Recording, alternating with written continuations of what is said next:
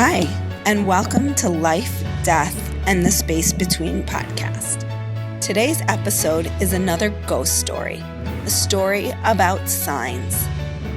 Signs that come from beyond. Perhaps they seem like coincidences. Or maybe it's something more. 4 years ago, after a 12-year battle with ovarian and breast cancer, Stacy lost her mother and best friend. Stacy's grandmother had also died from breast cancer when Stacy's mom was just 5 years old. While Stacy had her mother in her life for almost 40 years, that still wasn't enough time. Like Stacy, her children were also shortchanged on their relationship with their grandmother. It has always been so important for Stacy to keep her mother alive in the minds of her children, but often the pain makes it difficult to talk about. However, on the night of what would have been her parents' 48th wedding anniversary, Stacy recalled to her children a powerful experience she had after her mother passed away. Here is that ghost story.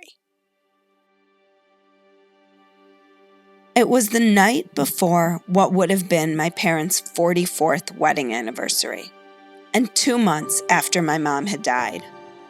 David and I hadn't gone out on our own, or even socially really, for the past 6 months prior, because I had been juggling traveling back and forth to be home with my mom, and I just wasn't there emotionally. This was the first night we were going out since my mom had died. And we had a sitter because friends were having a dinner party. Someone got sick and they had to cancel at the last minute. We already had our sitter and decided to go out, just the two of us, planning to meet at a Japanese restaurant straight from work. David arrived first and learned the wait would be too long for us to get home in time to relieve the babysitter. We decided to go around the corner to a restaurant we had never gone to because we didn't love the concept of communal dining, but we decided to give it a try given the proximity and timing. With communal dining, you sit across from strangers, several people on both sides of you. Not the most intimate experience for a first night out after not really having connected in almost 6 months. But we ordered a bunch of plates for the two of us to share, and course by course the items came out on white plates. It seemed like everyone else around us was being served on those same white plates as well.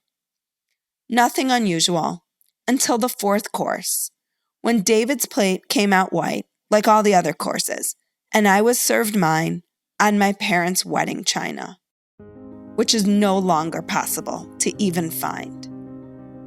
How could it be that on the night of what would have been my parents' 44th wedding anniversary and what was our fourth course, my parents' wedding china shows up for me?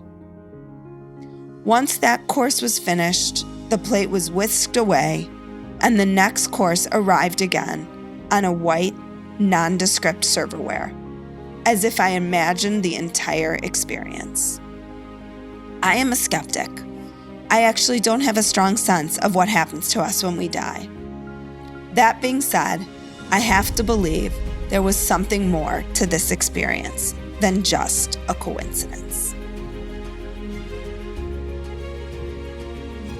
If you have your own ghost story to share, signs from someone who's contacted you from the other side, or maybe something that just seems like a coincidence but really is probably not, just reach out to me at dramyrobbins.com or on Facebook, Twitter, or Instagram at Dr. Amy Robbins and let me know what your ghost story is. I'd love to hear from you.